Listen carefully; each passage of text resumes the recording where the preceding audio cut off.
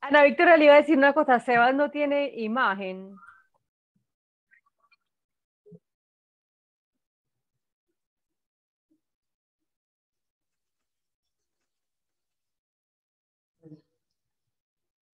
Buenas tardes, bienvenidos a esta sesión de lecturas fundamentales desde Lacan hacia Freud.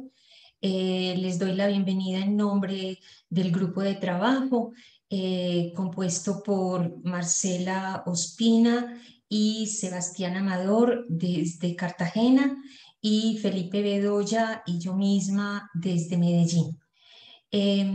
Hoy hemos titulado la serie 2021, la de este año, Las paradojas de la justicia humana, un acercamiento al proceso de paz en Colombia desde diversas perspectivas, la literatura y el psicoanálisis. El hilo conductor de esta temática es una pregunta, ¿cierto? Bueno, está ocurriendo esto en Colombia, este proceso de paz. ¿Cómo se puede leer desde la perspectiva psicoanalítica? ¿Cómo lo podemos pensar desde la posición y la perspectiva analítica? Esto ha implicado que nuestra investigación no solamente atraviese o recorra el tiempo cronológico de todo este 2021, sino también un tiempo lógico. Lo recordamos porque ya hace tiempos vale la pena tenerlo presente. Hay un instante de ver, según la propuesta de Lacan, un tiempo para comprender y un momento de concluir. El instante de ver fue para nosotros un instante de oír. Nos gastó todo el primer semestre y se despertó, porque la oreja se nos despertó con el daily político de Felipe Bedoya, donde anunciaba que las víctimas del proceso de paz estaban pidiendo que se cambiara la palabra retención, el significante retención que se estaba utilizando durante el proceso por el de secuestro. Eso nos llamó la atención y quisimos entrar a mirar qué es lo que ocurre, qué es lo que ocurría en el proceso de paz. Entonces invitamos a participantes del Observager y de la Comisión de la Verdad para que nos contaran un poco de sus experiencias en ese proceso. Hemos seguido también algunos de los videos de ambas comisiones. Invitamos en ese semestre a Memo Ángel para que nos diera sus apreciaciones desde su experiencia como lector de literatura, es decir, como lector de la condición humana, ¿cierto? Y como escritor. Con él nos dimos también un paseíto por Don Quijote, lo que Don Quijote nos enseñaba de procesos de paz, que va a estar muy en relación un poco con lo que veremos hoy. También estuvimos mirando otros testimonios, invitamos testimonios de otros procesos que no son de paz, pero que sí son de justicia, porque siempre hay paradojas en esto de la administración de justicia, de otros procesos, tanto dentro como fuera del país, con algunos videos, y obviamente recurrimos también a algunos videos claves que tiene Diana Uribe respecto a los procesos de paz en el mundo. El tiempo para comprender empezó en agosto, entre agosto y septiembre, y ahí ya, después de tener todo ese panorama, todo ese montón de experiencias, un poco sin ninguna coherencia, así solamente mirando a ver qué hay, ya empezamos a querer examinarlos a la luz de los conceptos psicoanalíticos que nos permitían examinar eso que estaba en juego, la paz y la guerra, ¿cierto? Esos conceptos son el de significante, que fue lo que primero nos alertó sobre lo que estaba ocurriendo, y luego los que se han impuesto, que son super yo y goce, que como veremos son equivalentes. También queremos comprenderlo desde la relectura de las Euménides de Esquilo, donde hay obviamente un proceso de paz. La sesión de hoy y la próxima ya van siendo los momentos de concluir el tiempo para comprender. Hoy entonces, como la penúltima de las sesiones, los hemos convocado a pensar sobre esta pregunta, ¿cierto? ¿Qué nos enseñan las Euménides de Esquilo sobre la función de un tribunal interno o externo? Ahora, en eso habíamos quedado en la ocasión pasada, ¿cierto? Recuerdan tal vez cómo terminamos con el tribunal de la gallinita, la gallina y el tribunal, ¿cierto? Esa lectura. ¿Qué hay dentro de un tribunal? Un juicio.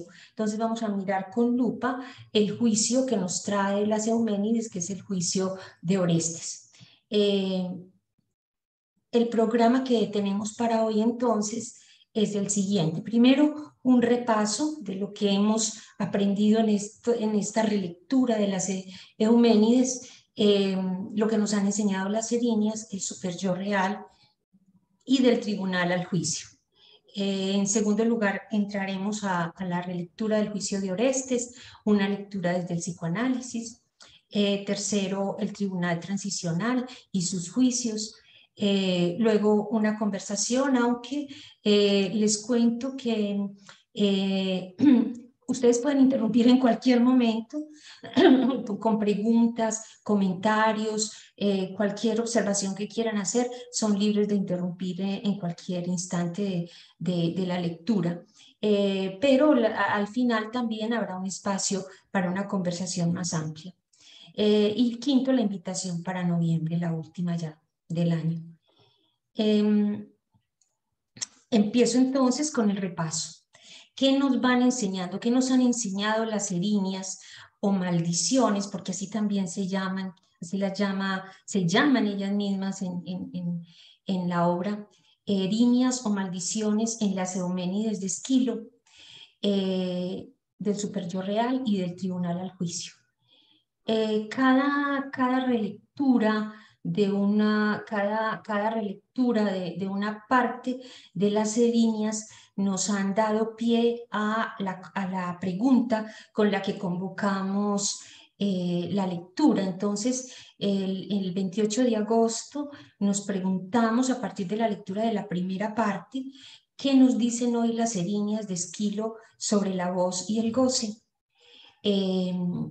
A cada relectura nosotros respondemos, sintetizamos lo que aprendimos de ahí con una banda de Moebius. La banda de Moebius siempre nos permite, creo que es lo digo siempre, es el instrumento metodológico que nos permite pensar las lógicas que va descubriendo el psicoanálisis, como las lógicas que los escritores van plasmando también en la literatura. Entonces, esa banda de Moebius, la primera parte, nos llevó a la banda de Moebius del superyo real. ¿Por qué? Porque había dos escenas, ¿cierto? Dos escenas. ¿Se ve claro o no? Porque es que... Yo sí. lo veo claro. Sí, bueno, listo, ya sí. Ahí sí. Fue que Ahí me... sí. Ok. Ok, entonces, esa primera escena, toda la obra está dividida en dos partes. La primera parte tiene dos escenas y esas dos escenas las pudimos subtitular o ponerle estos subtítulos. Primero, la voz de Clitemnestra, que eso es lo primero que aparece. También hay al principio la voz de la sacerdotisa que está asombrada, asustada de lo que está viendo. También es una voz lo que se impone, pero protagónicamente, pues obviamente va a ser la voz de Clitemnestra la que va a orientar toda la temática de esa primera parte. Enseguida vienen las erinias, que nos damos cuenta que son voces y sombras. Y tercero, la orden de Clitemnestra, perseguir a Orestes para que pague su crimen. Como ven ustedes, la voz entonces en dos de los subtítulos ya nos orientan directamente al super yo real y a esa relación, a esa relación que Lacan siempre nos dice que debemos atender con mucho cuidado, que una cosa es el registro de la voz y otra cosa el registro del significante, ¿cierto? Que son dos registros que van, como van paralelos, como la voz vehiculiza el significante, entonces no es fácil distinguirlas ni separarlos, pero tienen sus características diferentes y hay que seguirlos de esa manera.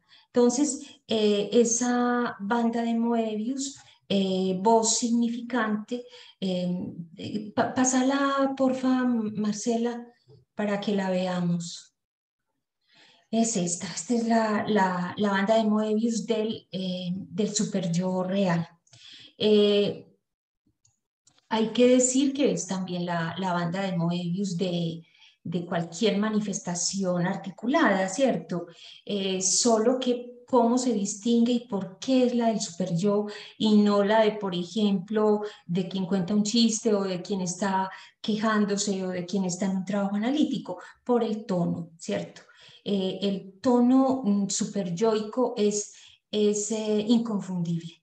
Entonces, este super yo real, que es esencialmente una voz, es primero, primordial, es el nódulo o resto de una palabra oída, de la palabra oída, y es casi, después del nombre, es casi lo primero que el niño puede reconocer afuera, recién nacidito.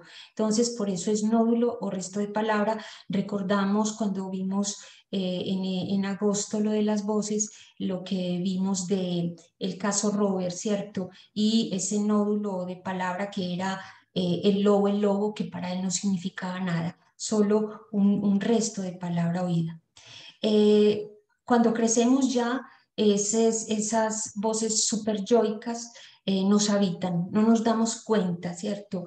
Pero el tono super yoico a veces se nos impone y no nos damos cuenta, la gente nos dice, pero ¿por qué me estás regañando? Y uno ni siquiera se ha dado cuenta. Es algo que es independiente de nuestra voluntad, pero que está ahí y que se captura y que se percibe en lo real de la voz.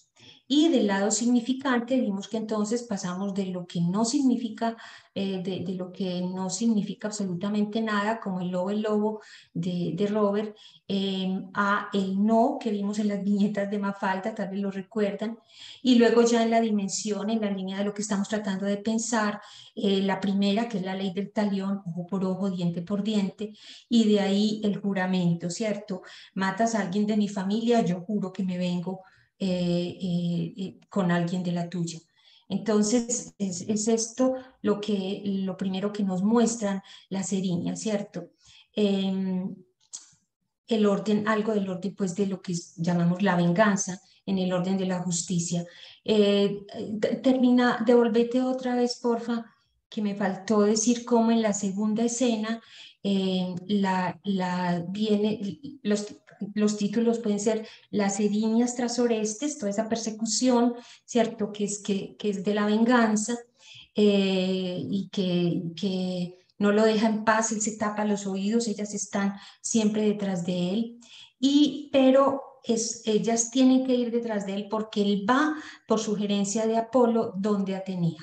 Entonces ahí ya hay otro movimiento, ¿cierto? Que nos saca si podemos decirlo, del goce uno, del todo uno, de lo devastador de la ley superyoica hacia algo del orden de la vida, en la búsqueda de Atenea, de otra voz.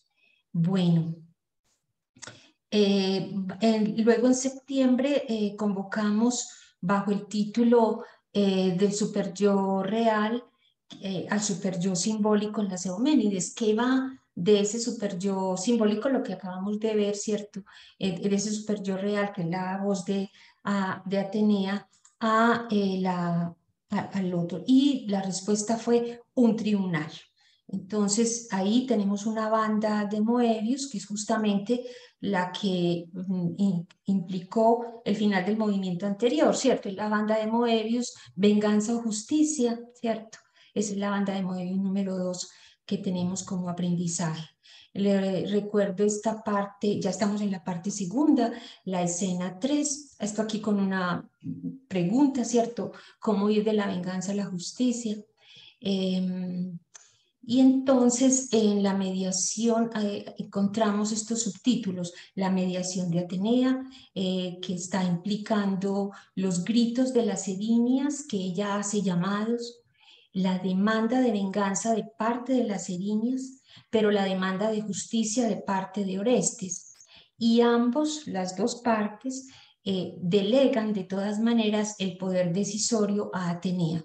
Las diosas, las erinias, que son diosas primordiales, fundamentales, antiguas diosas, porque reconocen de todas maneras en esta nueva diosa que es Atenea, una diosa de la misma naturaleza y por eso la respetan. Y obviamente pues Orestes le da su decisión, le cede la decisión por sugerencia de Apolo, ¿cierto? La escena 4, en la escena 4 nos encontramos que ante estas demandas y ante esta delegación del poder, Atenea está en un impasse.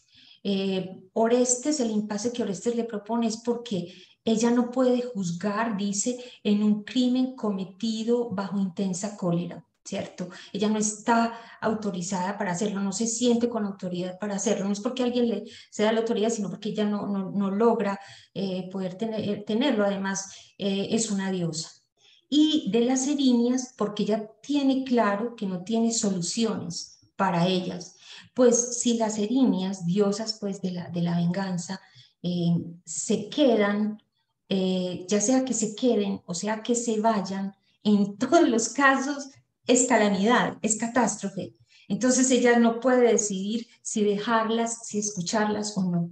Y en esos dos impases, entonces se forma el tribunal. Esto nos lleva a que en esta banda de Moebius, ¿cierto?, de la venganza o la justicia, vayan proponiéndose estas palabras, la mediación y la impotencia, ¿cierto?, del mediador que va a apelar a un tribunal. Y apelar a un tribunal es apelar a un tercero que pueda mediar en la decisión, que pueda mediar en el juicio. Entonces, digamos, de alguna manera se pide la mediación de un tercero. En el caso de la obra es Atenea, pero en nuestra época moderna, sin lugar a dudas, es el ICTJ, es el Instituto para la Justicia Transicional. No recuerdo bien las siglas en inglés, ahora más adelante Sebastián nos va a recordarla, eh, pero es esta institución, ¿cierto?, que se encarga de mediar allí donde un país lo llama, ¿cierto?, para que medie. Entonces, el ICTJ es, digamos así, la mediación, es análogo a la función que cumplía Atenea en la época, ¿cierto? Esa es la justicia transicional. Ahora, ¿dónde vemos nosotros la impotencia o el impasse de la mediación en nuestra época, ¿cierto? En unos videos que les vamos a sugerir al final, en la descripción de la grabación en YouTube van a quedar, me encontré uno muy interesante de Diana Uribe, en el que ella decía, por ejemplo, que una vez que terminó la era Hitler, ¿cierto? Con la caída de Hitler, Stalin, creo, si no me equivoco, claro, ahí sí quería, a ver, tráigalos a todos estos criminales que yo empiezo a matarlos. Y entonces llega uno y dice, un momentico, pero entonces vamos a hacer lo mismo que ellos, no podemos matarlos a todos, ¿cierto? Tiene que haber otra solución. Y entonces en esa medida se va viendo en el horizonte esto que va a ser la justicia transicional y que va a dar origen al juicio de Nuremberg. Entonces ahí hay un límite. Y en otro video también en el que se entrevista a uno de los, el rector de la Universidad de Externado de Colombia, que participó en la elaboración de los acuerdos de paz. Él decía que ellos estaban, ellos fueron primero que el ICTJ, digámoslo así, o fueron una delegación de ICTJ, porque estaban en un impasse. Él dice, él lo nombra líneas rojas. Entonces dice, teníamos la línea roja de parte de las FARC. Ellos no querían la extradición, no querían cárcel de ninguna manera. Y el gobierno estaba diciendo, sí, también estamos de acuerdo con la paz, pero es necesario que haya castigos, que haya sanciones, que haya sanciones por los crímenes que cometieron. Entonces, digamos así, estos que estaban elaborando, eran creo que como 6 personas, estaban frente a esas dos líneas rojas, y lo que van a proponer entonces es algo del orden de un tribunal, y escriben todas las condiciones para que se den los tribunales de la JEP que conocemos en este momento y que están trabajando en este momento, pero estaban ante esas dos líneas rojas. Una diferencia también que establece este mismo señor, no recuerdo el nombre, es que, por ejemplo, a diferencia de Nuremberg, ya no era un tribunal para de los vencidos hacia los vencedores, porque aquí es un conflicto era un conflicto entre las FARC y el gobierno, que seguía latente, ¿cierto? Era una guerra todavía en acto. Sobre esos dos, entonces, esos dos aprendizajes, esas dos bandas del super yo real y de la venganza y la justicia, vamos a dar un paso hoy para ver qué se juega dentro de la justicia, dentro de los juicios, ¿cierto? Que se van a dar en la obra. Entonces, esta segunda parte es el juicio de Orestes. Vamos a hacer una lectura desde el psicoanálisis en 4 partes. El inicio del juicio, el interrogatorio va a ser clave, va a haber una entrada de Apolo y el final del juicio. Vamos a ver qué función va a cumplir esa entrada de Apolo. Entonces empecemos con el inicio del juicio. El inicio del juicio. Bueno, sí, importante esto. Vamos a mirar desde dónde leemos la tragedia. ¿Por qué? Porque va a haber elementos que pueden, digamos, herir ciertas sensibilidades, y crear malentendidos dentro de lo que ahora leemos como lo políticamente correcto. Entonces tenemos que leemos la tragedia desde la perspectiva psicoanalítica, ¿cierto? ¿Qué es la tragedia? A mí me parece que esta es una definición de Lacan que no podemos olvidar y que nos ilumina, nos orienta muchísimo para saber qué leer de una tragedia.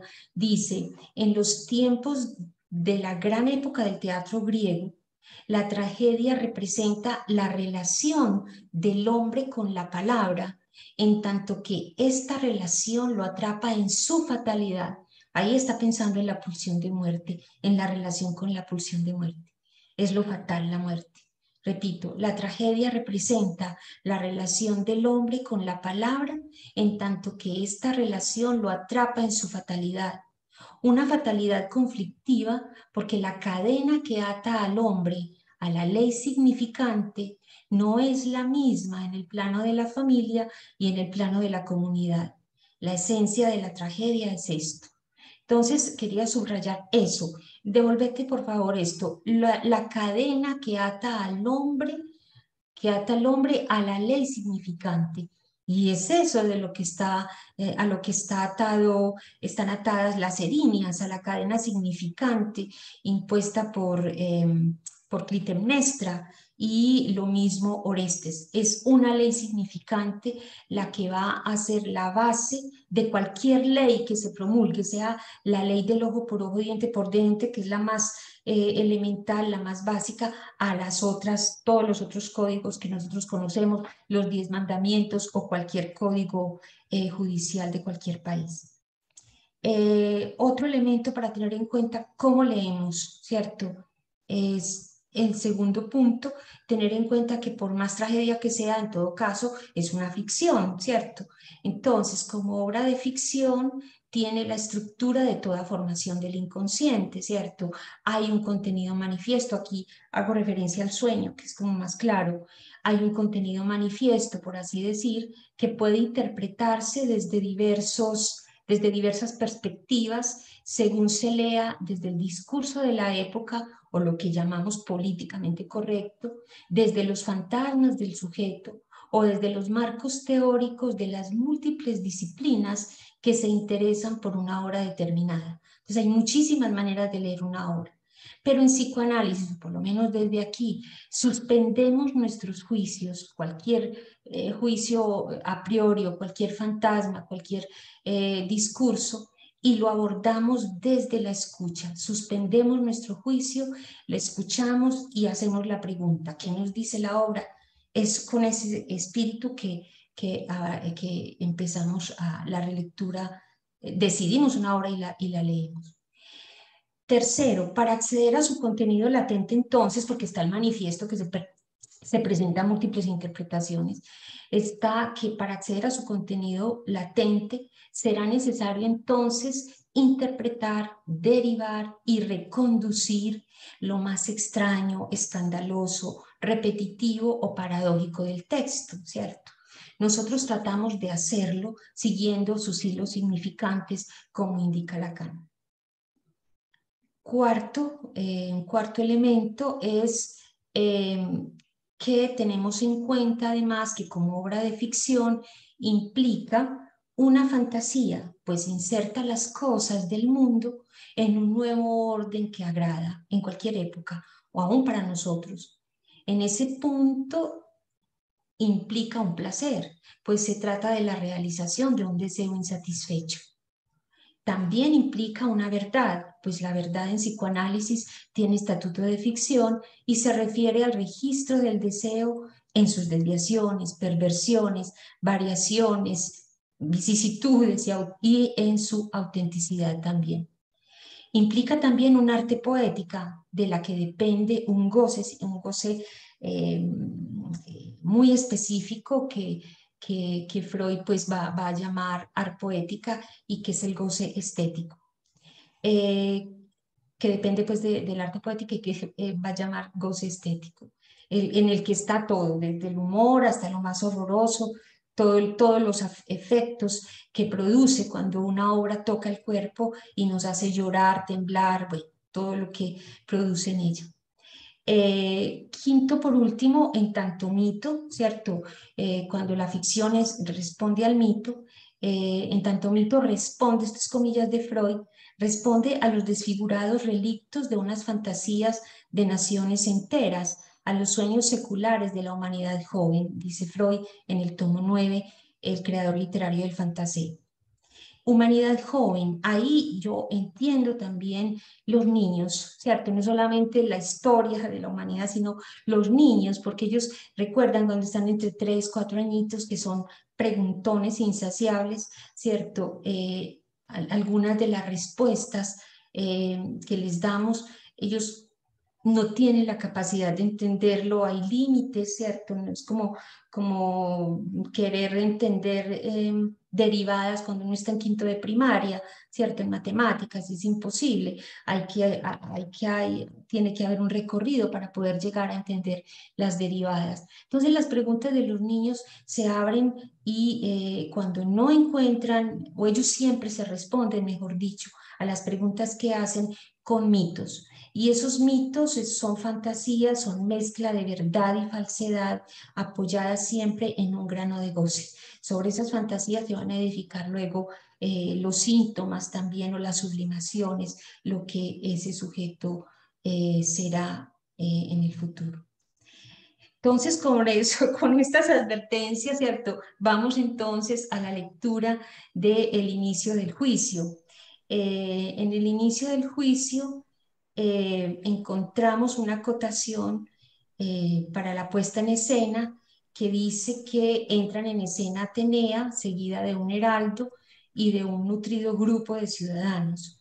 El heraldo, mediante gestos y toques de trompeta, señalará en su momento los puestos al reo, que será Orestes, a la acusación, que son las erinias, y a los jueces, que es el pueblo. Bueno, entonces continuamos. Vamos a ver cómo estamos de tiempo. No sé, Marcela, ¿qué horas son? A Tiempo, ver, ponemos un pedacito, vamos a poner un pedacito porque eso, ok, sí, listo. pongámoslo en redes, yo creo que nos da tiempito. Me demoré menos de lo que pensaba. Vamos a ver, sí. Simplemente para que se den cuenta de cómo empieza. Y ahí le doy la palabra a Marcela, que nos va a presentar cómo empieza. Sí, Ana Víctor, Y listo. empezamos.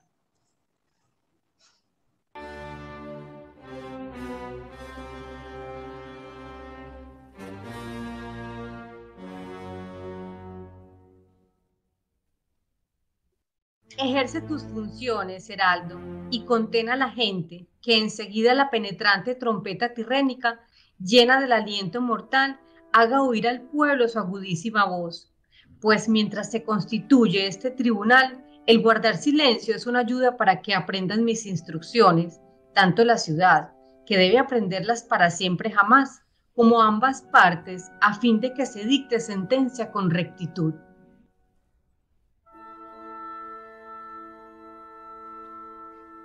Soberano Apolo, ejerce tu poder lo que tienes dominio personal, pero ¿qué parte tienes tú en este asunto?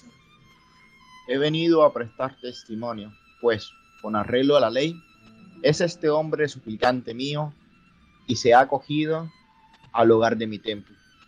Yo lo purifiqué del asesinato que cometió y aquí he venido para actuar personalmente como defensor. Tengo la culpa del asesinato de la madre de este. Así que abre el juicio, resuelve conforme a tu sabiduría.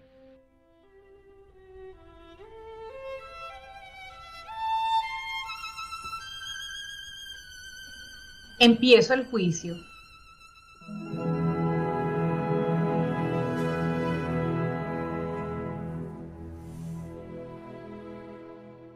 Tenéis la palabra porque al hablar el primero, al comienzo, el acusador puede informar cumplidamente sobre los hechos.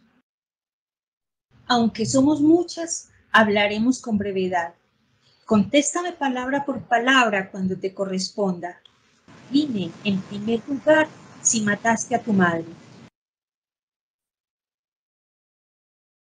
Ahí le cedo la palabra a Marcela, que va a continuar con el resto de la relectura, a partir de una hipótesis bien interesante que ella encontró en la relectura de esta parte. Adelante, Marcela.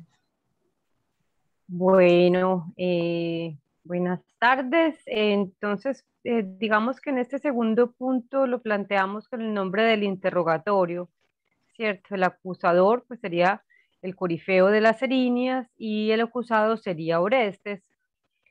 Em, digamos que vamos a escuchar el interrogatorio que aparece en esta escena, pero digamos que voy a plantear primero la hipótesis que yo pienso que nos puede ayudar a escuchar mejor el audio.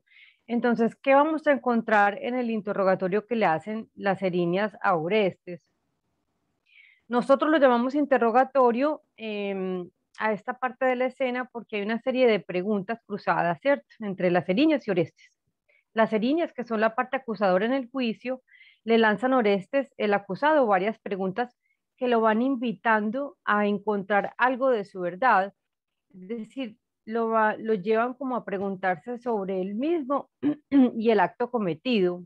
Entonces yo diría que es como una especie de tránsito hacia un juicio interno. Por ejemplo, ahí escucharon, le preguntan sobre el asesinato de su madre. Las erinias le dicen, contéstame palabra por palabra cuando te corresponda. Dime, en primer lugar, si mataste a tu madre. Él responde que sí la mató. Y ellas no paran ahí, sino que continúan el interrogatorio con preguntas pues en un tono firme, pero ya muy diferente como al primer tono de las Eriñas en las primeras escenas, que buscan más un saber para Orestes que para ellas mismas. Leo las preguntas que yo escogí, digamos, como para plantear esto. El Corifeo dice, ¿quién te convenció para que lo hicieras? ¿Quién te aconsejó? Después le dicen, quizá te expreses de otra manera si te condenan. También le dicen, ¿cómo es eso? Y finalmente le dicen, el adivino te aconsejó el matricidio, ¿cierto? Entonces vamos viendo que estas preguntas van a tener un efecto muy interesante en Orestes, porque van a aparecer dos preguntas de él, una dirigida a ellas y otra dirigida a Apolo, pero ya digamos como en relación al mismo. Orestes dice, ¿y soy yo de la misma sangre que mi madre? El Corifeo le responde, pues ¿con qué otra cosa te nutrió, asesino, cuando estabas dentro de sus entrañas? ¿Reniegas de lo que es más querido, la sangre de una madre? ¿Cierto? Entonces, él les pregunta que si él es de la misma sangre de la madre, o sea, se pone como en un lugar como de interrogarse. Luego, a Apolo le dice, da ya tu testimonio, Apolo, explícame si yo la maté con justicia, porque no niego que lo hice, pues que es así. Pero si a tu juicio, si a juicio tuyo te parece que obré justamente con justicia, al verter esta sangre, decídelo para que así lo declare a los jueces. Entonces lo que vemos es que las Eriñas lo van poniendo en un lugar como de preguntarse y de desconocimiento, entonces él le demanda una explicación porque no sabe si mató a su madre justamente. Entonces esa es como la hipótesis, que acá él se descubre como en desconocimiento frente a lo que hizo, necesitando una explicación. Yo diría entonces que la función, digamos, del juicio interno es que la persona logre llegar como a sus propias preguntas acerca de un acto, y que lo increíble de esta obra es que nos muestra que no es Atenea, por ejemplo, quien dirige el juicio interno, sino que son precisamente las Eriñas, ¿cierto? Eso me pareció como particular. Mm, Ahora más adelante Ana Victoria nos va a hablar de otro juicio interno en la literatura, y justamente surge un diálogo parecido a este, como entre el malo y el bueno, y nos vamos a dar cuenta que también ahí, en ese diálogo, es que ocurre este juicio interno, pues como de otro personaje. Bueno, voy a ponerles el audio de esta partecita del interrogatorio.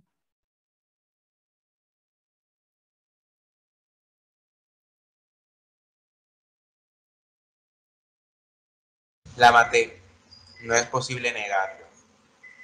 Ese es ya uno de los 3 asaltos. Esa jactancia tuya la dices a quien todavía no yace en el suelo. De todas formas, debes decir de qué manera la mataste. Contesto, saqué la espada y por mi propia mano le corté el cuello. ¿Quién te convenció para que lo hicieras? ¿Quién te aconsejó? Los oráculos de este, eres mi testigo. ¿El adivino te aconsejó el matricidio? Sí, y hasta ahora no deploro mi suerte. Quizás te expreses de otra manera si te condenan. Estoy tranquilo. Mi padre me envía socorros desde su tumba. Fíate de los muertos después de haber matado a tu madre. Ella tenía sobre sí 2 manchas. ¿Cómo es eso? Explícalo a los jueces de esta causa. Al matar a su esposo, en él mató a mi padre. ¿Y qué? Tú sigues con vida, en tanto que ella quedó libre de mancha con la muerte. ¿Por qué entonces, cuando estaba viva, no la obligaste a ir al destierro? Porque no era de su misma sangre el hombre que mató. ¿Y soy yo de la misma sangre que mi madre? Pues ¿con qué otra cosa te nutrió, asesino, cuando estabas dentro de sus entrañas? reniegas de lo que es más querido, la sangre de una madre. Da ya tu testimonio, Apolo. Explícame si yo la maté con justicia, porque no niego que lo hice, pues que es así. Pero si a juicio tuyo te parece que obré justamente o con justicia al verter esta sangre, decídelo, para que así lo declare a los jueces. Bueno, no sé si se dieron cuenta, pero lo van como acorralando hasta que él se encuentra con su propio desconocimiento. Em, Ahora pues le voy a dar la palabra a Ana Victoria que nos va a hablar de la entrada de Apolo en escena. Ana Victoria. ¿Y no querés hablar bueno, listo, Más tarde hablo del juicio externo, sí, perfecto, ahorita. perfecto, sí, porque eso, entre este diálogo, entre este juicio interno, porque es muy singular la forma como ellas lo confrontan y cómo él responde y cómo invoca a Apolo para que le explique. Es muy charro, como si no se hubiera dado cuenta. Y eso va a ser un punto importantísimo. Hice una cosa, pero explícame vos, ¿es justa o es injusta, cierto? Y en ese momento pasa la siguiente, porfa.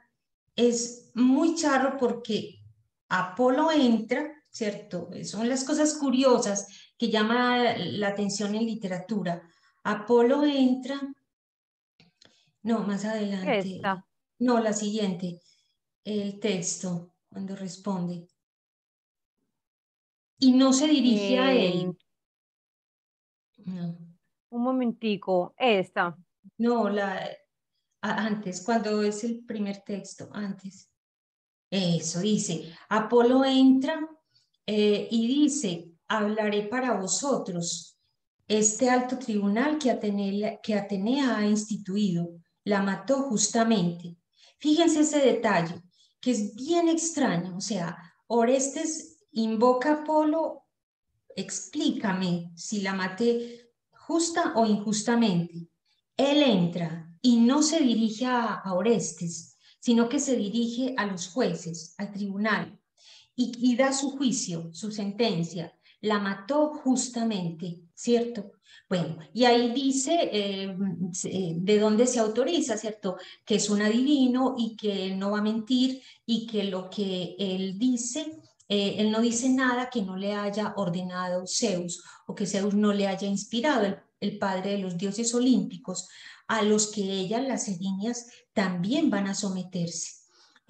Al final, el corifeo, entonces aquí el diálogo que antes tenían ellas, las erinias, el corifeo representa a todas las erinias, el coro de erinias, como lo vimos en la imagen. Entonces, ese diálogo va a continuar con Apolo y entonces va a ser un tome y dame, un taca, no sé, como ¿cómo es que se llama eso, cierto? Sí, un toma y dame, pero no lo quiero decir en términos de toma y dame porque suena a golpe y no es golpe, sino un interrogatorio muy intenso, ¿cierto? Donde también lo van ellas a llevar al límite. Y lo más singular, lo más extraño, es que en las respuestas de él hay dos contradicciones, dos cosas que, como dice Freud, cuando uno se encuentra algo, si uno se lo encontrara en un discurso analítico, en un trabajo analítico, uno debería sospechar que ahí hay algo, ¿cierto?, que no cuadra y que necesita salir a la luz. Entonces, el corifeo le dice, bueno, ¿te autorizas desde Zeus? Ok. Entonces, le pregunta, ¿te ordenó Zeus, según tú dices, que anunciaras este oráculo a Orestes, que vengara la muerte de su padre sin conceder a su madre honor ninguno? Entonces, continúa la siguiente, por favor. Y él dice, sí, sí. La siguiente. Él responde sí y justifica por qué, contando cómo fue que Clitemnestra asesinó a Agamenón. Y ustedes recuerdan, él llega de viaje, ¿cierto? Ella lo recibe, él no sabe nada, lo invita para la bañera y lo atrapa en una especie de vestido que no lo deja mover y ahí aprovecha para apuñalarlo. Entonces, después de que él cuenta eso, continúa, porfa, la siguiente. Después de que él cuenta eso, ¿cierto? Y ellas ven que a quien están defendiendo, ellas le preguntan, ¿cierto? Ay, no, Marcela, la anterior, estoy siguiendo el texto. ¿Será que se me perdió? Bueno, ellas le dicen, si Zeus autorizó, digamos así, ordenó, el oráculo de Zeus ordenó que Orestes matara a, a, a, a su madre. No, es que se me es ya, la que sigue. La que sigue. La que sigue. Bueno. A ver, puedo ponerla Sí. en miniaturas y se busca más fácil. Ok, A ver. sí. Sí. No. El Corifeo le dice, según tus palabras, Zeus concede mayor importancia a la muerte de un padre, pero, o sea, la 30 esta es la que sigue después de esa, la 33. Eso es, no, ahí, déjala, esa es. Bueno, está subrayada, sí, estaba yo equivocada ahí. Zeus concede mayor importancia a la muerte de un padre, pero el bien que ató al suyo, al anciano Crono, ¿cómo no va a haber contradicción entre esto y lo que tú dices? Le pregunta el Corifeo a Apolo. Y él, ofuscado, le dice, pues ustedes sí son como, mejor dicho, monstruos que todos aborrecen, sois objetos de odio de los dioses. Y entonces le explica, es que las cadenas con las que Zeus ató a Cronos, se podían liberar, él podía liberarse, mientras que el hecho de haber apuñalado a Agamenón, haberlo matado, no tenía remedio, porque ni siquiera Zeus puede resucitarlo. Entonces, frente a eso, ellas también se quedan un poco sin respuesta y vuelven y preguntan, pues mira de qué modo lo defiendes para lograr su absolución. Va a habitar en Argos, la casa de su padre, después de haber derramado en el suelo la sangre familiar, la de su madre. ¿Qué altares públicos va a utilizar? ¿Qué parentela va a recibirlo en sus aguas lustrales? Continúa el siguiente.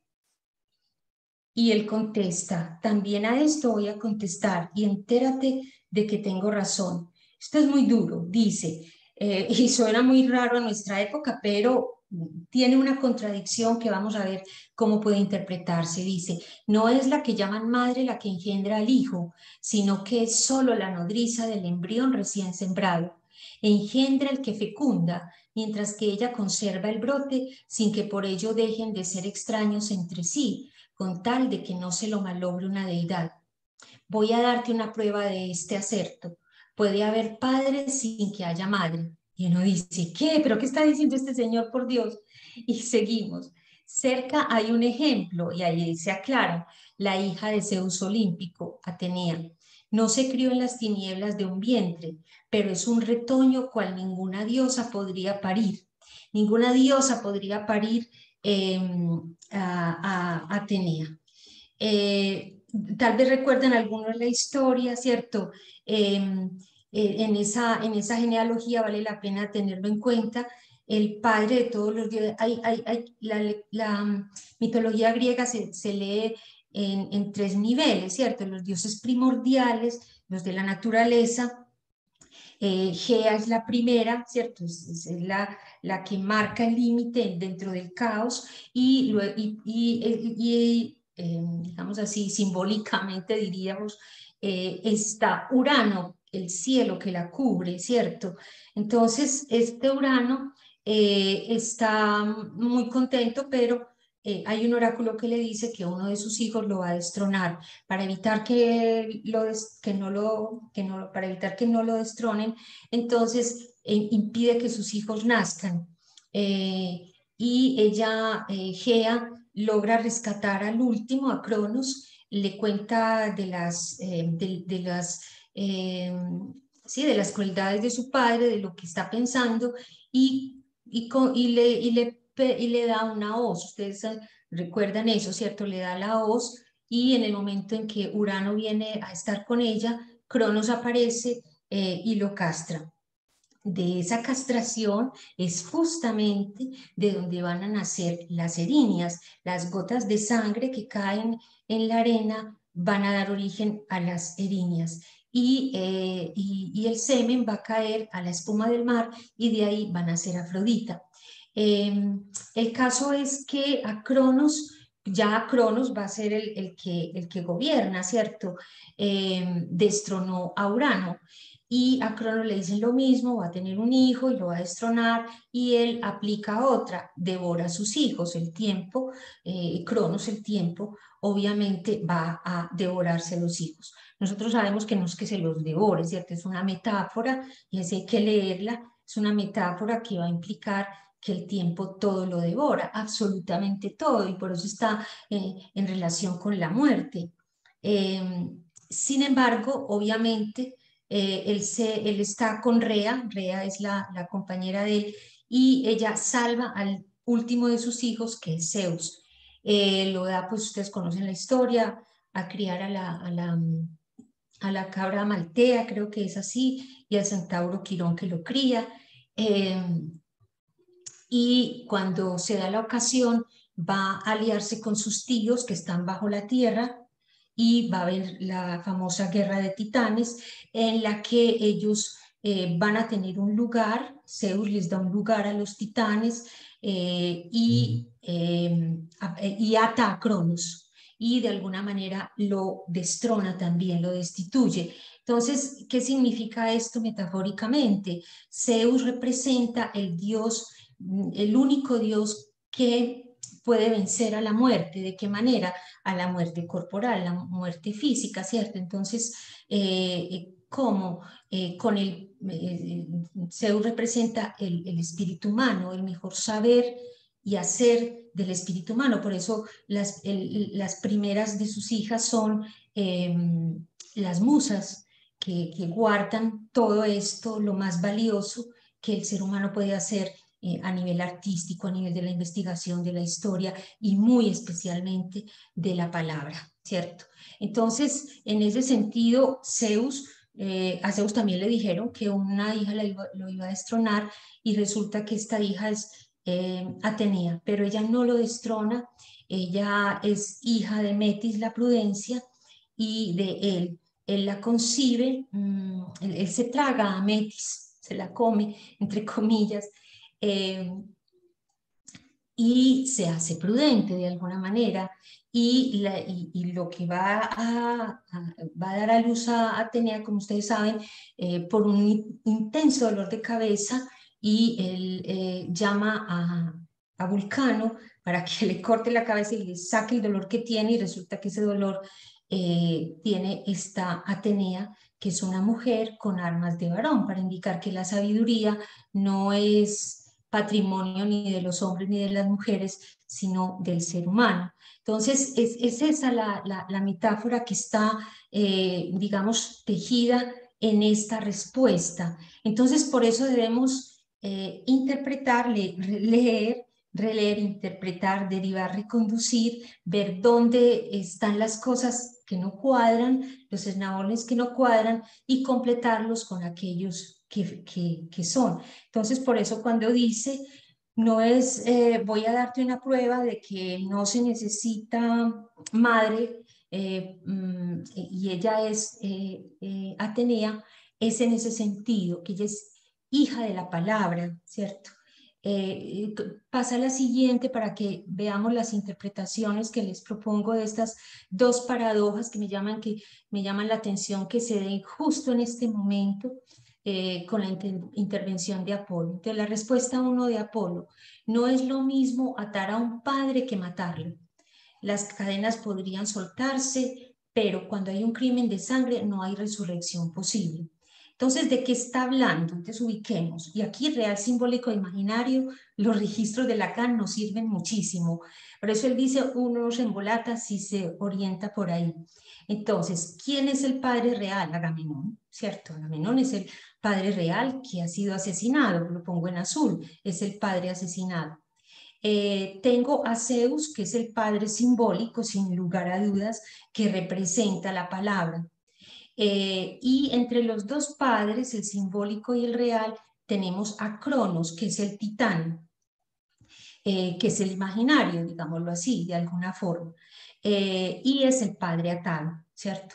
Bueno, no lo puse verde, lo puse en blanco, que siempre el verde es lo imaginario, porque aquí este imaginario está rebasado por una fantasía, ¿cierto?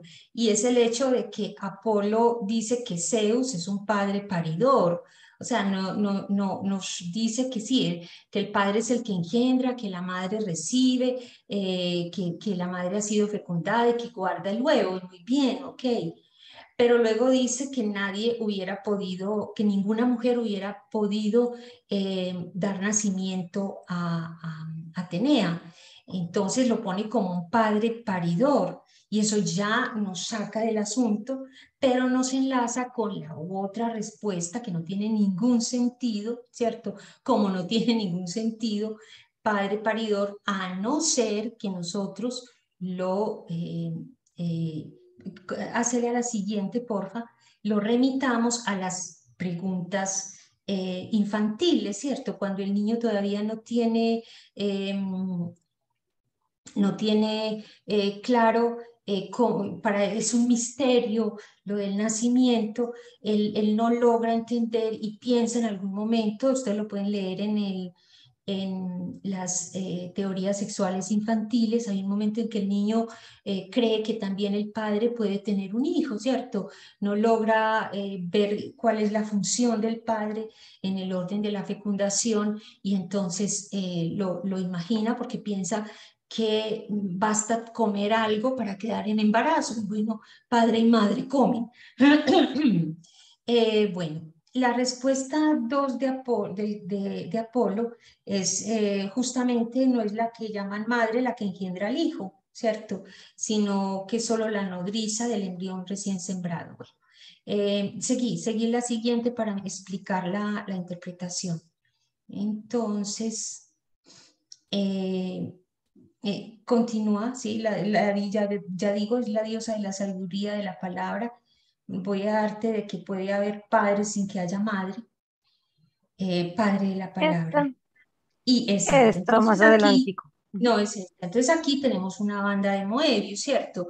Entonces, ¿qué es muerte, nacimiento? Toda la primera parte de la respuesta está referida a la muerte del padre, ¿cierto? Se trata del padre muerto, sea Agamenón, sea Cronos, o un padre destituido, ¿cierto? Luego entra lo más asombroso, que si entonces es el padre engendrador o paridor, ¿cierto? Y con de ser el que da luz a un hijo, se menciona a la madre, o sea, es lo que están en juego, es padre y madre en esa relación de la relación moebiana, muerte-nacimiento, siempre en las asociaciones libres, en las interpretaciones literarias, muerte y nacimiento forman una banda de Moebius. Yo la he hecho aquí, como no sé si lo ven, lo logran ver, el nacimiento, ¿cierto? Por un lado tengo la muerte, que fue lo primero que se mencionó en ese diálogo entre Apolo y las Eriñas, y por el otro lo que viene después, lo que se pone en juego, el nacimiento, ¿cierto? Entonces tengo esta banda. Ahora, ¿qué va a dar la vuelta? ¿Qué va a permitir dar la vuelta? Me da la impresión que es el padre el que permite dar la vuelta, porque es un padre destituido, sea muerto o sea atado, pero es un padre absolutamente destituido por el hijo. Y quien va a unir las puntas de la banda es la madre. ¿En qué sentido? En que tenemos una madre, seguí la siguiente, una madre real, Clitemnestra, ¿cierto? Una madre real, Clitemnestra, porque es una madre que como todas nutre a su hijo con su propia sangre. Eso nadie lo puede eliminar, ¿cierto? Ella es la dadora, la que nutre con su sangre el embrión, el feto, el bebé. Entonces, en ese lado está la madre que da origen al nacimiento. Y está la madre, y Clitemnestra es una madre como todas, pero también es una madre particular. Ya no solo la que nutre con su sangre, sino la que derrama la sangre del Padre. Y en ese sentido, entonces tenemos que así se explicaría estas incongruencias o estas cosas que son como tan locas en el texto y que podrían pues escandalizar habría que decir a alguna feminista, ¿cierto? Algún feminista. Y no, es la interpretación, o sea, aquí la obra nos mete en esto que es eh, tan, tan humano, tan elemental, pero tan primario, pero también tan fundamental, porque es que de la respuesta que da el niño a esas respuestas, de la manera como él se organiza, logra construir su mundo, su ser, su deseo, su goce, etc. Entonces, aclarado esto, ¿cierto? ¿De qué se trata en lo que se está hablando? Estamos con Clitemnestra, esencialmente, Agamenón y Cronos en el orden de los sujetos de los enunciados, ¿cierto? ¿Qué es lo que ocurre? Pero entonces ustedes me dirán, porque eso es matemático, o sea, aquí en psicoanálisis eso, si buscas uno, tenés que pensar en el otro. Si esos son los sujetos del enunciado, ¿dónde está el sujeto de la enunciación? Sin lugar a dudas, entonces, es aquel que está pidiendo una palabra, porque lo que está en juego es la palabra. Y es, obviamente, ya lo supondrán ustedes, ¿quién está pidiendo una palabra? Orestes. En la siguiente, por favor, Marcela. Es Orestes. Orestes cuando dice, invoca a Apolo, ¿cierto? Es el sujeto que busca la palabra. Da ya tu testimonio, Apolo, explícame si yo la maté con justicia, explícame a mí con justicia, porque no niego que lo hice.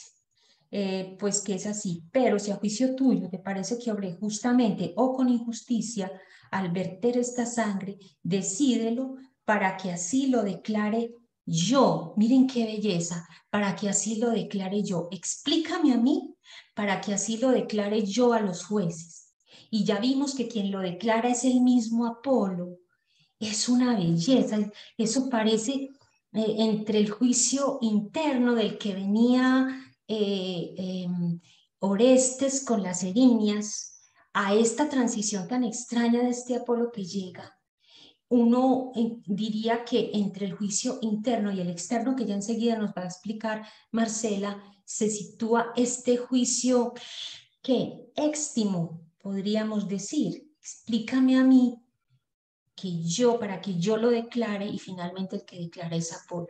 Y lo que se juega entonces es entre Zeus y Atenea a través de Apolo es, como lo ven ustedes, la palabra, la función de la palabra, ¿cierto?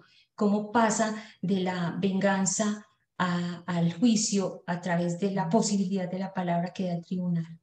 Bueno, Marcela, ya te dejo con el juicio externo después de este intermedio, que es Listo. bien extraño, miren que es bien extraño, es la pieza clave, no es fácil entenderlo, nos costó mucho desenredarlo, pero creo que nos da la clave en la medida en que va a ser la transición entre ese juicio interno y el externo del que nos va a hablar Marcela. ¿Sí? Vemos el video de esta entrada de Apolo, ¿cierto?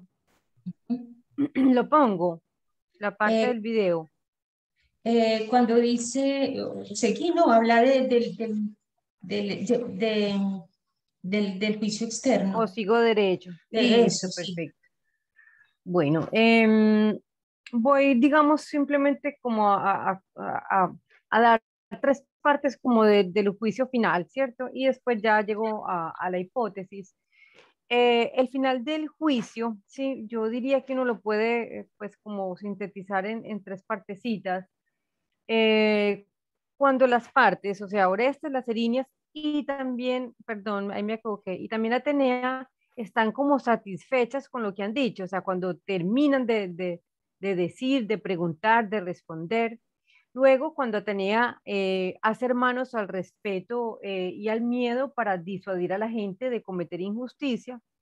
Y tercero, ya cuando se establece de forma definitiva el tribunal y finalmente pues se da paso a la votación, ¿cierto? Eso es como lo que vamos a ver, por un lado, de cómo se finaliza el juicio. Pero, bueno, sí, esto después lo vemos, o sea, cuando ambas partes están satisfechas, porque por ejemplo Atenea dice, ya se ha hablado bastante, Apolo dice, ya hemos disparado todas las flechas, luego el corifeo dice, ya oíste lo que oíste, ¿cierto?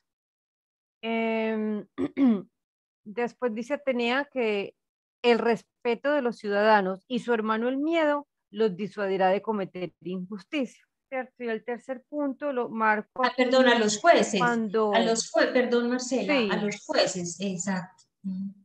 sí. Ujú. Em, Y el tercer punto lo marco cuando ella dice, establezco este tribunal insobornable, augusto, protector del país y siempre en vela por los que duermen. Me ha alargado en esta exhortación a los ciudadanos para el futuro, pero ahora debéis poneros en pie, tomar el voto y dictar sentencia respetuosa con el juramento. Dicho está todo, ¿cierto? Entonces digamos que la parte final uno podría marcar como esos tres puntos. Pero lo que a nosotros pues como que nos interesa en términos de ver este juicio interno y externo y cuáles son sus funciones, em, yo ahorita pues les hablé del juicio interno de Orestes que se da gracias a las preguntas de las Eriñas, ¿cierto? Entonces ahora retomo el juicio externo que se da a partir de las palabras que formalizan el juicio y que son pronunciadas por Atenea. Para mí sí fue un encuentro porque yo dije, bueno, ¿quién está llevando el juicio? Atenea, ¿cierto? Entonces el juicio, tanto interno como externo, debería proceder de ella, pero no, ya vimos que el juicio interno pues, se da gracias a las erinias y a estas palabras de Atenea. Ella dice, empiezo el juicio, tenés la palabra, porque al hablar el primero, al comienzo, el acusador puede que informar cumplidamente sobre los hechos, ¿cierto? O sea que esta es una de las funciones como del juicio externo. También que haya un voto justo, ¿cierto? Y luego que les pregunta al coro, pues como que, bueno, ellas como que esperan, entonces, que cómo debe actuar, ¿cierto? Es como debe ser irreprochable dentro del juicio. Entonces, que las erinias son quienes dan paso al juicio interno y Atenea es quien da paso al juicio externo. Entonces, para ver pues cómo termina este juicio, les voy a poner mm, el audio de cómo termina esta última escena. A ver.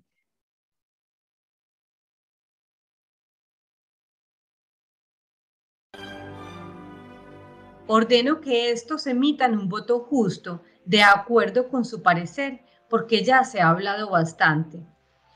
Nosotros ya hemos disparado todas las flechas. Espero escuchar cómo será sentenciada esta causa. ¿Y qué hay de vosotras? ¿Cómo debo actuar para ser a vuestro juicio irreprochable? Extranjeros, oísteis lo que oísteis, así que, al emitir el voto, respetad de corazón el juramento que habéis prestado.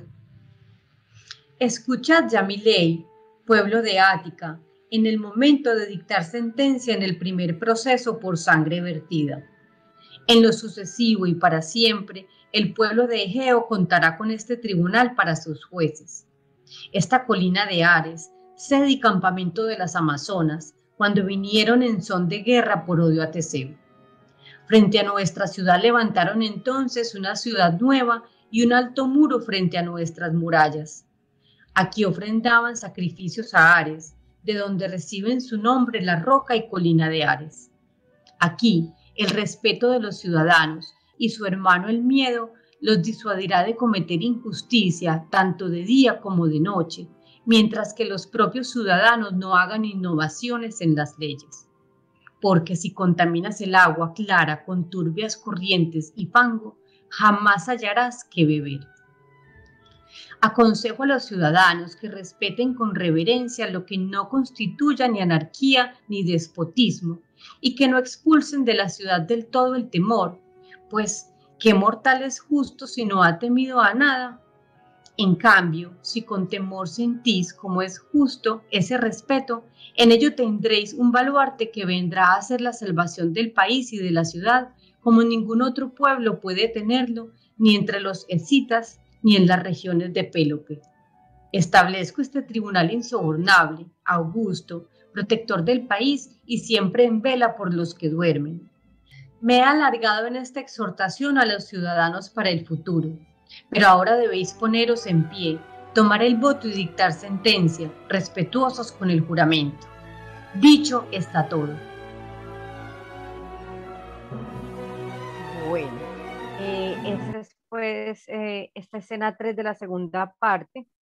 Y ahora, bueno, los jueces se levantan, se van, van depositando los votos en las urnas mientras la Corifeo y Apolo discuten, ¿cierto? Y luego, como habíamos dicho, pues como en lo que vamos a hacer hoy, Sebastián nos va a hablar un poquitico de otros juicios, Sebastián. Bien, y Actuales ya la disculpa, historia. sí, Adelante. disculpa si no tengo la cámara mientras les hablo.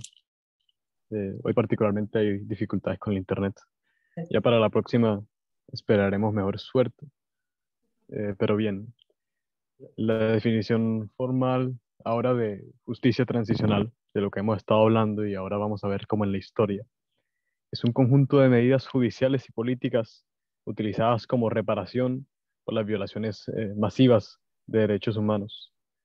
Este concepto es algo abstracto, puesto de esta manera, pero nos ayuda a que precisamente vivimos dentro de un ejemplo donde se está llevando a cabo el proceso, donde sea que hubo violencia masiva y ahora hay un intento de ir hacia un periodo de paz, de justicia transicional, y nosotros vivimos en Colombia, que de muchas maneras puede estar lejos de transicionar de su periodo de la violencia, ahí lo está intentando. Estas medidas son puestas en marcha a través de organizaciones como la JEP, su intento, que hemos visto a lo largo de las presentaciones.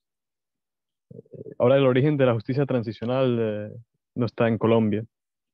Es al final de la Segunda Guerra Mundial, cuando el lado vencedor busca como juzgar a Alemania y su pasado régimen, el de Adolf Hitler, en un tribunal que examinaremos ahora mismo para verlo desde el lado del superyo, del psicoanálisis. Puedes pasar la slide, por favor.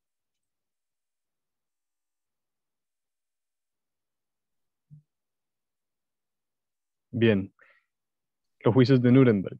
Se les dice los juicios de Nuremberg, donde el mismo lugar donde hace solo 10 años Adolf Hitler hizo ley, fueron condenados por el lado vencedor de la Segunda Guerra Mundial, siendo los aliados, claro, los colaboradores del régimen nazi, como en el primer esfuerzo de justicia de transición del mundo entero, de la historia. No solo como transición en Alemania y las víctimas que estaban ahí, sino por toda la comunidad internacional que vino a juntarse, que tenía alguna otra inclinación hacia la justicia, supuestamente heroica, decían ellos. Y ya veremos el resultado de este esfuerzo. Pasa la slide, por favor. El resultado de este esfuerzo, que fueron al menos 4 procesados, como gente de los más altos rangos en la Armada Alemana, se suicidaron antes o después de haber sido condenados en los juicios. Nunca fueron juzgados realmente. Dos de los mejores conocidos están en la pantalla. Fueron de alto rango, ya dije, muy importantes. Pero ¿qué significa esto para el caso? Para el juicio externo que estamos viendo aquí, el de Nuremberg, que deberíamos poner en paralelo con el Tribunal de Atenea, claro, hay que recordar eso. Hay poco juicio pleno, interno quizás, poco. Depende de lo que ustedes consideren justicia, claro, pero pasar al acto de inmediato de esa manera, al suicidarse, puede ser interpretado como evitar pasar por la palabra primero. Nadie en realidad se salva del juicio, pero se pasó el suicidio por una razón, claro. Pero si hay gente que se salva de articular ese juicio, por lo menos, en estos juicios externos, se quedan hablando nada, legalidades o imaginarios. No es para decir que un juicio externo no puede traer uno interno, sino que definitivamente no trae uno general. Los nazis no pasaron por un análisis por haber sido sometidos a la Corte Internacional. Si las cosas fueran tan fáciles, quizás tendríamos paz en ciertos territorios, pero más acerca de esta Corte Internacional, que tiene otros detalles importantes. Y pasa el slide, por favor.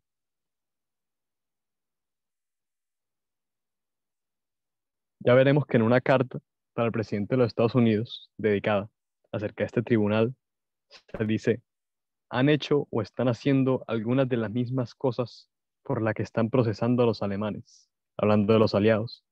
Los franceses están violando de tal modo la Convención de Ginebra en el trato de los prisioneros de guerra, que nuestro mando está tomando de nuevo los prisioneros que se les envió. Estamos procesando saqueos y nuestros aliados lo están practicando. Ya les dije, están hablando acerca del juicio de Nuremberg, acerca de los actos de los aliados durante ese transcurso. Es lógico que aún habiendo estos juicios externos de los que estamos hablando, los aliados, sin siquiera tener una derrota en guerra con la cual castigarse, luego de cometer atrocidades en esa misma Segunda Guerra Mundial, sigan cometiendo crímenes indiscriminadamente, no han sido castigados. El vencedor, después de todo, no se salva del proceso que nosotros estamos describiendo aquí, de las Erinias y de Atenea. Veremos ahora que el perdedor con frecuencia le ocurre lo mismo, no se salva, aún dentro del proceso. Y puedes pasar al slide. Para ilustrar esto último, vamos a estar hablando acerca de el Tribunal de la antigua Yugoslavia, en particular. Ya que por fuera de Colombia, en otros países, en otros territorios, ya muy lejos de acá, han habido, porque siempre hay, periodos de violencia similares a lo que nosotros hemos visto. Este es el caso para Yugoslavia, que como en un esfuerzo para dejar aquello atrás y transicionar, permitió a la ONU un tribunal de jurisdicción nacional para castigar crímenes contra la humanidad, a la ONU, siendo la organización internacional que conocemos. Ya después, dentro de este tribunal, como un caso excepcional fue el del expresidente del mismo país. Lo veremos en la próxima slide, si puedes pasar, por favor. Ya se sabe, fue confirmado que él cometió genocidio, que persiguió razas, y nos narra su esposa, sin embargo, una conversación que tuvo con él cuando estaba en detención en una celda, donde él dice por el teléfono, le dice a ella: su deber era con el bienestar del pueblo de Serbia como presidente, y si volviese a ser jefe de Estado, no haría nada diferente.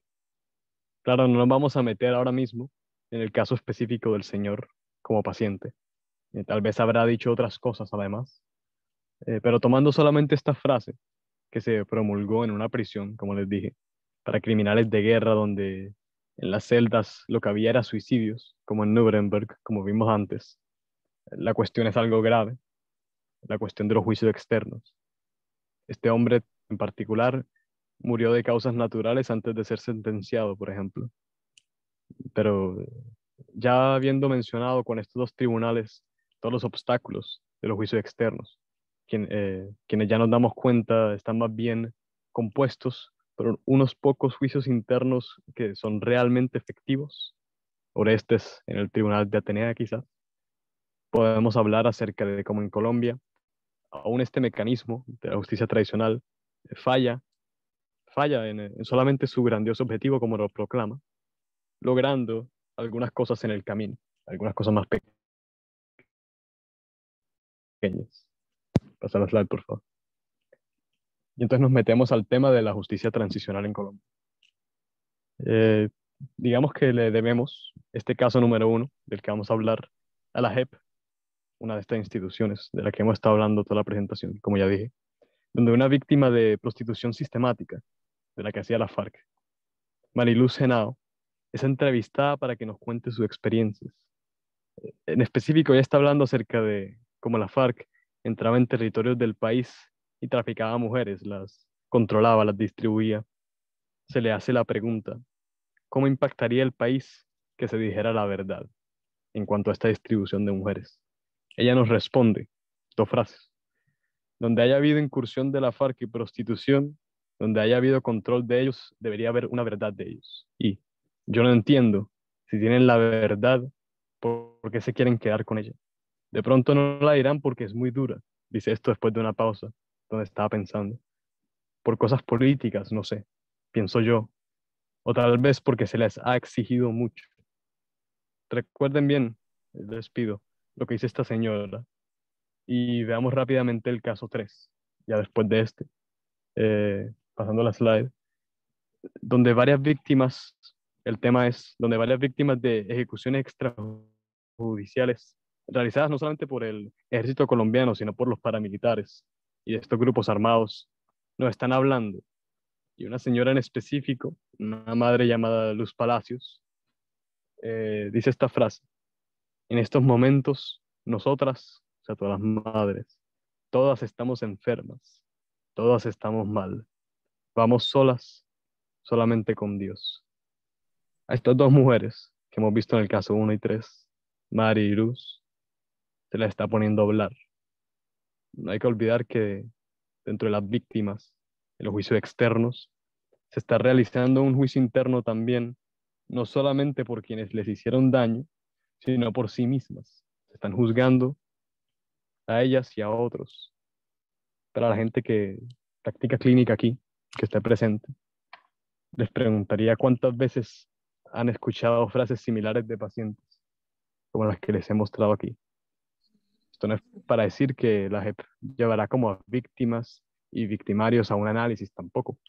Simplemente que dentro de las formalizaciones de los juicios externos se abren espacios donde la gente pueda hablar, condenar lo opuesto. La cosa siempre falla hasta cierto punto. No habrá una transición, pero se está poniendo a hablar. Veremos ahora cómo un escritor pone a hablar precisamente a sus personajes en un cuento profundamente colombiano del que Ana Victoria nos va a contar. Sí, Espumas y nada más, un cuento de Hernando Telles, que uno de mis estudiantes en la Universidad de Antioquia logró analizar a la luz del malestar en la cultura y lo que Freud planteaba sobre el superyo.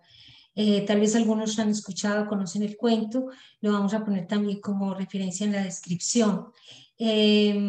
Démosle la palabra, se llama José, ustedes ven ya colorcitos, el amarillo, también trabajamos con banda de Moebius allá, el amarillo es el yo, el super yo es el gris y el nivel del ello está en el verde, es decir, digámoslo así, el reo es amarillo, el acusador el acusador está en verde y el condenado, bueno, ya lo miremos, démosle la palabra. Yo sé que ya estamos sobre la hora, sin embargo, no hay problema, queda la grabación para quienes quieran escucharlo. Nos faltan este video que es muy bello, esta manera de ver cómo el autor se mete en la cabeza de su propio ser y cómo logra hacer ese juicio interno que le faltó a Milosevic, por ejemplo, ¿cierto?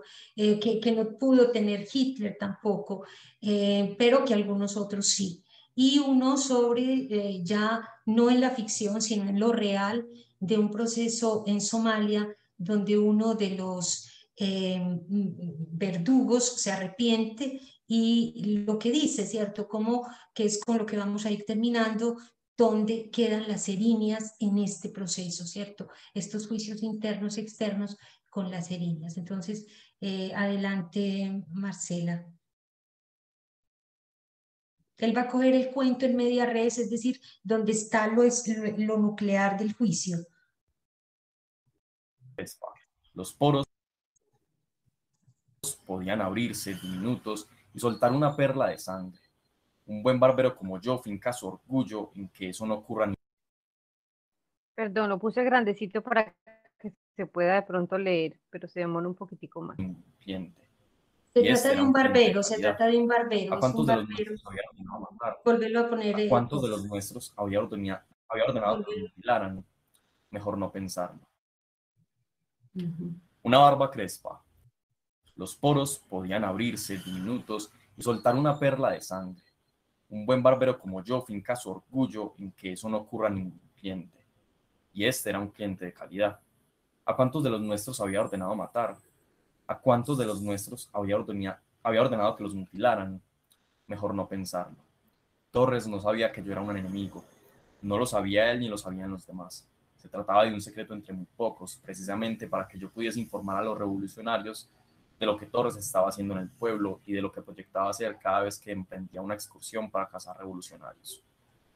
Iba a ser, pues, muy difícil explicar que yo lo tuve entre mis manos y lo dejé ir tranquilamente, vivo y afeitadito. Maldita la hora en que vino, porque yo soy un revolucionario, pero no soy un asesino. Y tan fácil como resultaría matarlo. Y lo merece. ¿Lo merece? No. ¿Qué diablos? Nadie merece que los demás hagan el sacrificio de convertirse en asesinos. ¿Qué se gana con ello? Pues nada. Vienen otros y los primeros matan a los segundos y estos a los terceros, y siguen hasta que todo es un mar de sangre. Yo podría cortar este cuello, así, ¡zas! No le daría tiempo de quejarse. Como tiene los ojos cerrados, no vería ni el brillo de la navaja ni el brillo de mis ojos. Pero estoy temblando como un verdadero asesino. De ese cuello brotaría un chorro de sangre sobre la sábana, sobre la silla, sobre mis manos, sobre el suelo. Tendría que cerrar la puerta y la sangre seguiría corriendo por el piso, tibia, imborrable, incontenible, hasta la calle como un pequeño arroyo escarlata. Estoy seguro de que un golpe fuerte, una honda incisión le evitaría todo dolor. No sufriría. ¿Y qué hacer con el cuerpo? ¿Dónde ocultarlo? Yo tendría que huir, dejar estas cosas, refugiarme lejos, bien lejos. Pero me perseguirían hasta dar conmigo. El asesino del capitán Torres lo degolló mientras le afeitaba la barba, una cobardía. Y por otro lado, el vengador de los nuestros, un nombre para recordar. Aquí mi nombre. Era el barbero del pueblo. Nadie sabía que él defendía nuestra causa. ¿Y qué? ¿Asesino o héroe? Del filo de esta navaja depende mi destino. Puedo inclinar un poco más la mano, apoyar un poco más la hoja y hundirla. La piel cederá como la seda, como el caucho, como la badana. No hay nada más tierno que la piel del hombre y la sangre siempre está ahí, lista a brotar. Una navaja como esta no traiciona. Es la mejor de mis navajas. Pero yo no quiero ser un asesino. No, señor. Usted vino para que yo lo afeitara y yo cumplo honradamente con mi trabajo.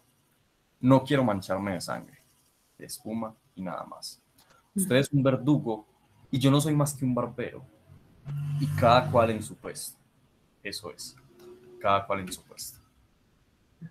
La barba había quedado limpia, pulida y templada. El hombre se incorporó para mirarse en el espejo. Se pasó las manos por la piel y la sintió fresca y nuevecita.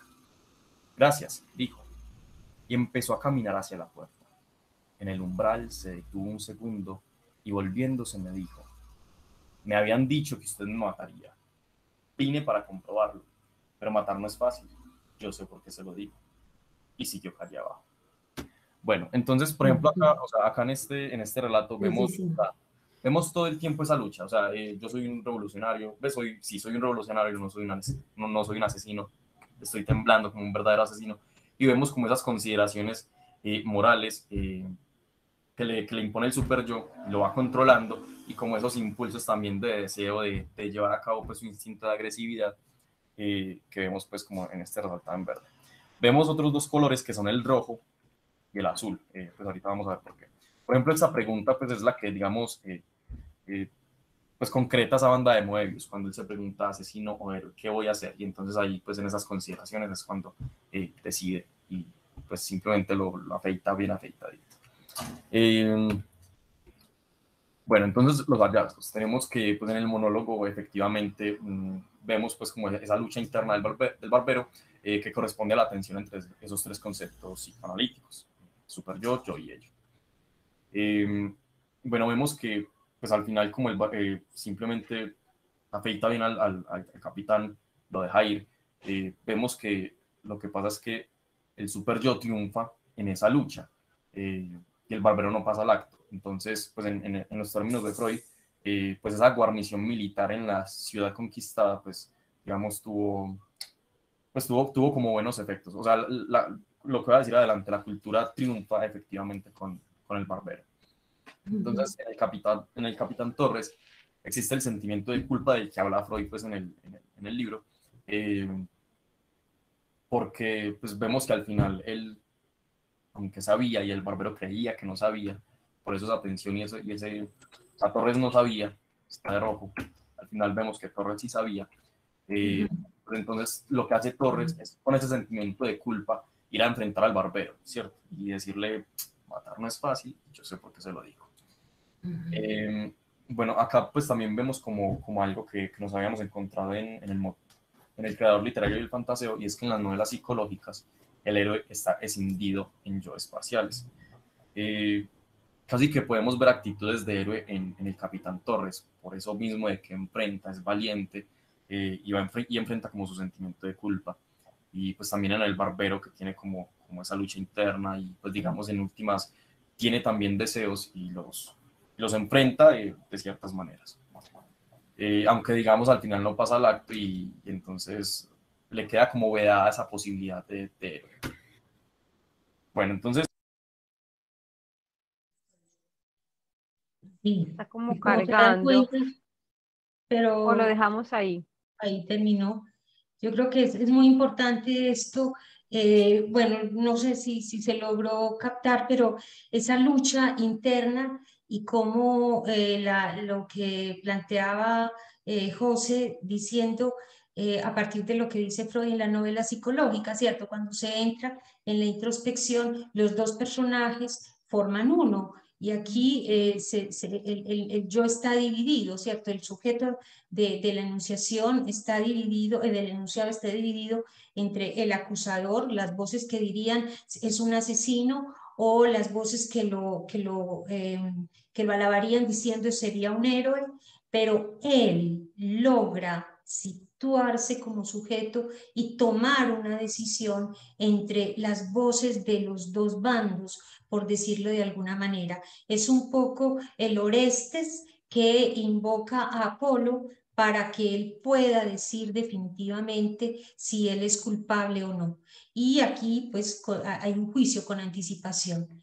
No sé si se podrá el siguiente video en el que vemos en Somalia, esto es de la ficción, pero muy fino, esa descripción de Hernando Telles es preciosa, donde uno puede ver que además el Torres sería cuando el barbero se sitúa como asesino, se pone en los zapatos de Torres, sería como la voz de Torres. Y por eso cuando él dice matar no es fácil, yo sé por qué se lo digo, es que ya el barbero también lo sabe por qué no es fácil, ¿cierto? Pero toma la decisión. Bueno, esas son dos cosas que habría que tener y considerar en los procesos de paz en Colombia, esa partenaria que se da entre la víctima, entre comillas, y el victimario, pero entre víctima y victimario, ¿dónde está el sujeto? Esa sería la pregunta que nosotros podríamos hacer desde el psicoanálisis. Escuchemos este último de Somalia, es muy breve, pero es muy bello y van a ver ustedes cómo él intuye algo ya no del juicio, sino de las eriñas, del núcleo superyoico que hay en él y del que él no sabe nada. Listo, ya lo voy a poner.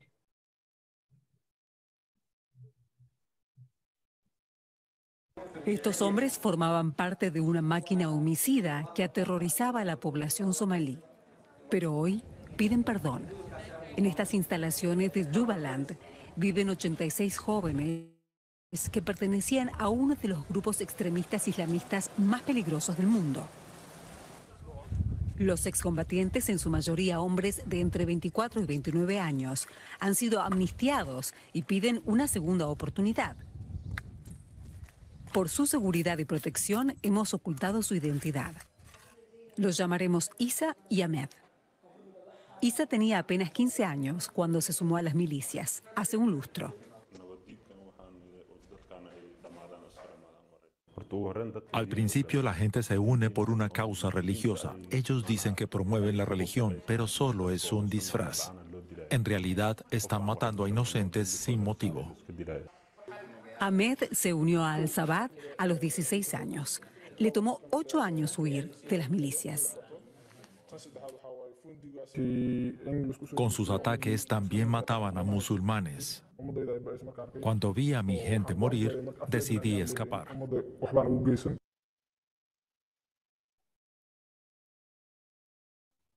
Está molestando un poquito mi internet para presentar este video. Pues se está cargando, si esperan un minutito. Bueno, o si alguien quiere comentar algo, hacer alguna pregunta.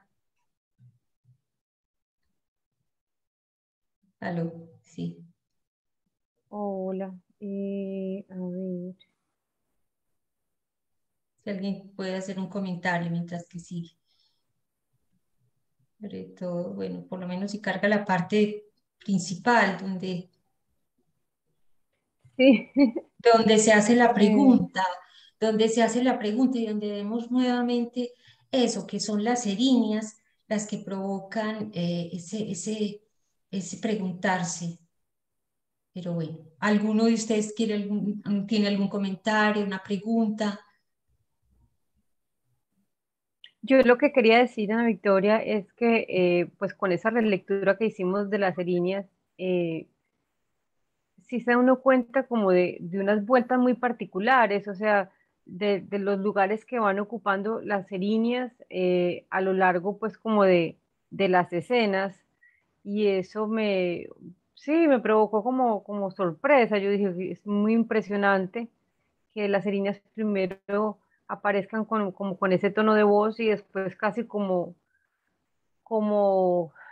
pues no como analistas, pero sí un poco como permitiendo la palabra en Orestes. Eso me pareció muy chévere en esa relectura de las líneas que hicimos para hoy.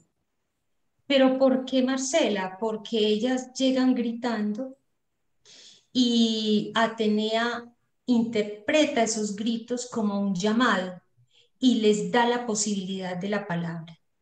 Entonces, el hecho de que el otro pueda hablar, pueda decir lo que piensa, decir lo que está sintiendo, eso ya es un camino hacia la paz, por decirlo de alguna manera.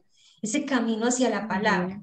Yo no sé, uno no diría si eso hubiera sido posible en el caso de un Hitler o de un Milosevic, como lo vimos, ¿cierto?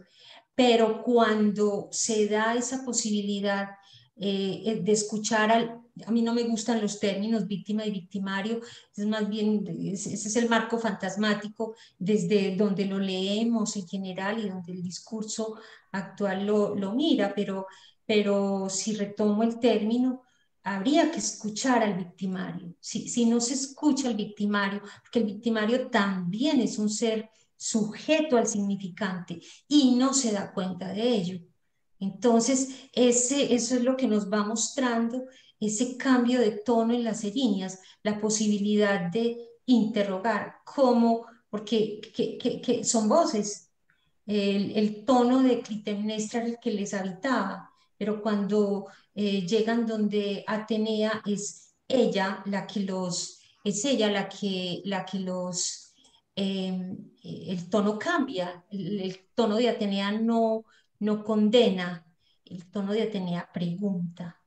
Y ahí sería, como dice Sebas, una buena psicoanalista. Suspende su juicio. ¿Quiénes son ustedes? ¿Qué quieren? ¿Cierto? ¿Qué es lo que quieren? Y en ese sentido les permite entonces hablar. Y cuando cambia lo que dice Lacan tan bello, que lo vimos en el episodio de La Voz, con los dioses, yo asumo el tono de voz que quiero que el otro tenga. Si hay grito, Ajá. es una belleza, ¿cierto? Para dominar a los dioses. Bueno, voy a ver si lo... Felipe dice algo, voy a Sí, leerlo. léelo, porfa, sí. Sí, que no dice, pudo y esa estar. posibilidad de hablar, sí, y esa Yo voy a posibilidad de presentar, hablar es lo que también, listo. Y esa posibilidad de hablar es lo que también ha cambiado en los años, en los procesos de justicia transicional en la historia reciente. ¿Mm? Sí, que hay, o sea, hay espacio para hablar. exacto. Lo que sí hay que tener en cuenta es escuchar también al victimario, que se le condena, se le ponen palabras, y escuchar sin idealizar la víctima, que también se idealiza. Les vamos a remitir otro pequeño video bien interesante sobre eso, cómo el fantasma obtura la palabra. Yo creo que los testimonios y las frases que nos trajo Seba son muy pertinentes para mostrar cómo también se duda y cómo en las víctimas, entre comillas, también hay posibilidades de un juicio interno. La cuestión es eso, la pregunta del proceso de paz, cómo puede, ay, a ver si lo logro, cómo puede eh, incluir esas voces de los victimarios buscando el sujeto, no buscando el arrepentimiento. O sea, hay que arrepentirse, hay que pedir disculpas, estamos de acuerdo, pero si no se busca el sujeto, vamos a tener no están viendo, ¿cierto? Bueno, no se logró. Estamos viendo como otra página. Tranquila, tranquila, Ahí está como en el... dejemos por hoy aquí y en la próxima lo presentamos. Bueno, si no hay más intervenciones, aportes, Felipe, sí. Felipe. Lee Voy a Marcela. leer exacto. Por eso la justicia ordinaria dista de la transicional, pues la posibilidad de escuchar en el registro más humano, íntimo, a los victimarios son parte central de la búsqueda de lo que llaman verdad y garantías de no repetición. El problema es eso, ahí soñamos un poco, Felipe. Garantías de no repetición es muy difícil, porque exacto, ahí habría la única posibilidad de no repetición en el sujeto que pueda llegar a la palabra, como en el caso de Orestes. Pero si ese sujeto no llega, si solo llega el de la culpa y el del perdón, quedamos en deudas y el proceso de paz quedará cojo, quedará cojo. ¿Será posible? Bueno, es lo que intentaremos contestar en la próxima. Sí, Marcela. Listo, voy a presentar pantalla. Sí, se quedó como, el video se quedó ahí como en... Bueno, bueno, hacemos entonces la invitación o hay alguna, es que yo ya no puedo ver, ¿en qué termina el juicio de Orestes? Pregunta Satría. Lo veremos en la próxima, porque la próxima ya es la sentencia y veremos que ahí en ese proceso de paz hay un lugar para las eriñas, hay un lugar, hay un núcleo, ese núcleo superyoico, se cuenta con él y esa es la sabiduría de Atenea, no lo excluye, ¿cierto? No dice no, no se puede, no, momentico, están ahí, que eso fue el impasse con ella, ¿cierto? Si las echo o se quedan, no importa, de todas maneras es desastre. Y efectivamente así lo es. ¿Será posible un proceso de paz que cuente con la sed de venganza? Memo en la última intervención de Memo nos decía que, no recuerdo el autor, definía la paz como una insaciable sed de venganza. Y es por eso, porque no se le ha dado un lugar al super yo real de cada uno. No se han tratado las voces superyoicas que hay en cada uno, tanto en las víctimas como en los victimarios, entonces no ha habido sujeto. Veremos en la próxima entonces en qué queda y qué ocurre. Muy bien. Bueno, Bueno, entonces los invitamos para un minutito. Los invitamos para el 26 de noviembre, a la misma hora, sábado a las 3 de la tarde, para ver un cambio de signo en las obras de Esquilo, de las Erinias a las Euménides, y terminar ya pues como de discutir esto que nos enseña Esquilo y en relación pues como con el proceso de paz en Colombia. La pregunta que nos convoca, Ana Leila. Victoria. La pregunta. Bueno, la pregunta es, ¿cómo coexisten las dos justicias, la de las erinias, ojo por ojo, diente por diente, y la del tribunal externo? Es O una interno. pregunta que todavía pues estamos, o interno, exacto. Entonces, bueno, los Pregunta. invitamos a asistir. Exacto, porque el juicio externo no extingue ni excluye el juicio interno, ni tampoco el núcleo superyoico, que ese sí no termina jamás. Ese núcleo no se puede extinguir, hay que tratarlo, pero no se puede extinguir. Bueno, muchísimas gracias por acompañarnos y hasta la próxima. Hasta luego.